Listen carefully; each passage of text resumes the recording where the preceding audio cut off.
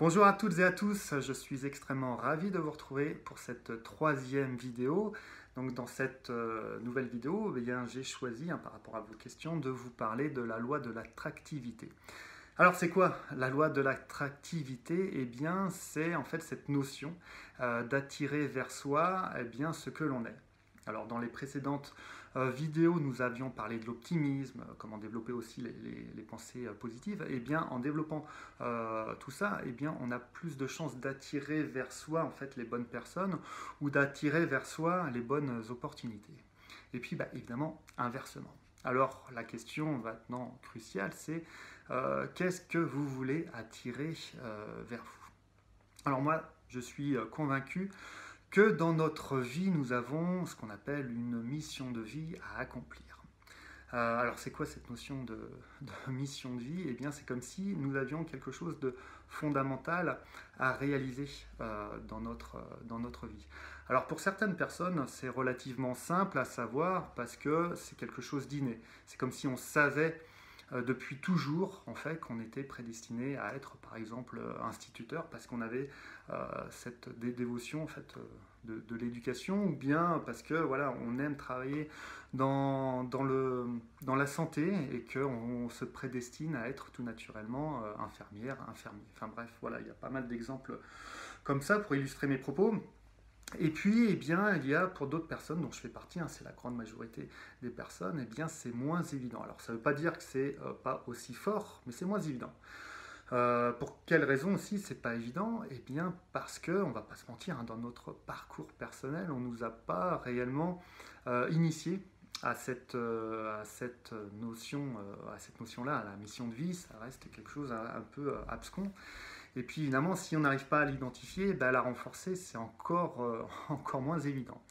Et puis évidemment, on ne va pas se mentir, si on passe à côté de cette mission de vie-là, on passe à côté de quelque chose de fondamental pour soi. Donc on aura du mal à se réaliser, même si on a un statut social qui est très élevé, mais le statut social ne fait pas toute la réussite d'une vie. Pour moi, en tout cas, ce qui fait vraiment la réussite d'une vie, c'est d'être le plus en phase avec sa mission de vie. Alors, la mission de vie, comment on l'identifie? Eh bien, c'est tout simple, en tout cas, entre guillemets, sur le papier. Il s'agit tout simplement de se reconnecter à la partie enfant qui est en nous. Alors même si nous sommes tous des adultes, il n'empêche que l'adulte, c'est juste un enfant qui a grandi. Donc cette partie-là, enfant, cet enfant, sommeille toujours en nous. Et c'est souvent lui, cet enfant, qui détient les clés de notre mission de vie. En tout cas, l'idée, c'est juste de l'interpeller, cet enfant-là, et lui poser la question, qu'est-ce qu'il aurait aimé faire si on le lui avait permis de faire quand il grandissait?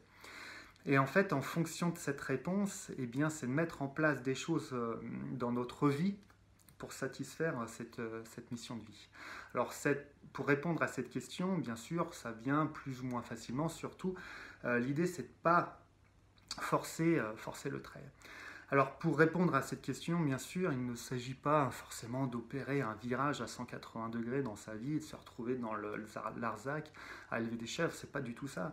C'est par exemple si depuis tout petit on a cette fibre, je sais pas moi, artistique et que voilà, on n'a pas réussi à la développer plus que ça, et si ça parle vraiment franchement à l'intérieur de soi, c'est qu'est-ce que je vais mettre au quotidien, presque au quotidien, pour répondre à cette attente, pour répondre à ce besoin-là.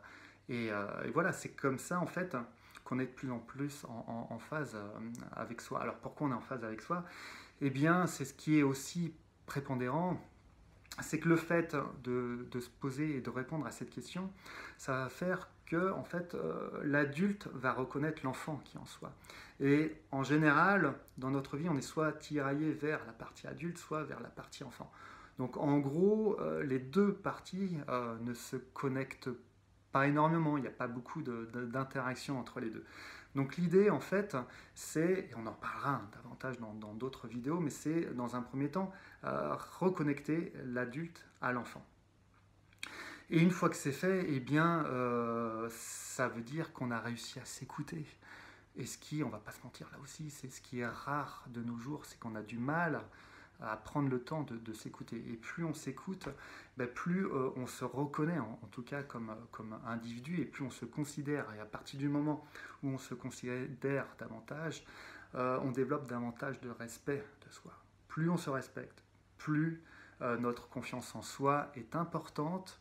Plus notre confiance en soi est importante, plus on peut cultiver davantage cet optimisme. Et c'est à ce moment-là où la loi de l'attractivité devient encore plus bénéfique pour soi. Donc moi, personnellement, dans cette vidéo, le message que je voulais vous passer, c'était n'hésitez pas à vous poser la question sur quel est le sens en fait, de sa vie, quelle est sa mission, quelle est votre mission de vie.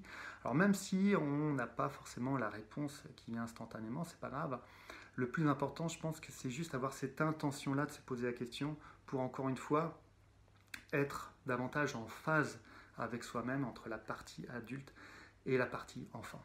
Voilà, je vous laisse méditer sur cette notion-là. Et n'hésitez pas à revenir vers moi, comme d'habitude, par message privé. N'hésitez pas aussi à diffuser toutes ces vidéos-là. Et puis, je vous dis à très vite, dans 15 jours, pour une nouvelle vidéo. En attendant, portez-vous bien, prenez soin de vous. Ciao, ciao.